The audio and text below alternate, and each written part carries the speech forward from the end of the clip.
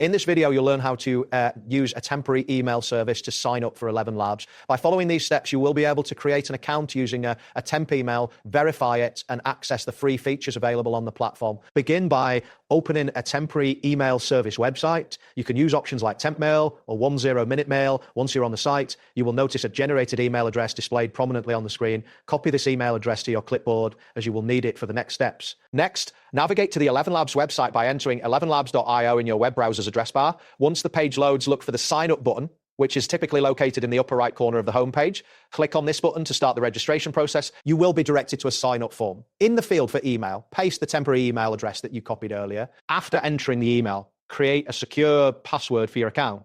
Ensure that the password meets any specified requirements for characters or length, as this will help keep your account secure. After filling out the sign-up form, you need to verify your email. Return to the temporary email inbox on the temp mail site. Look for an email from ElevenLabs, which should contain a verification link.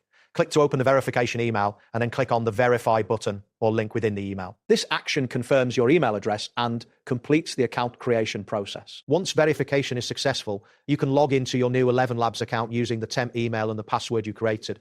After logging in, navigate to the text-to-speech section of the platform. Here, you can begin using the free character limit to generate AI voices and explore the features available to you. It is important to keep in mind some realistic limitations when using a temporary email.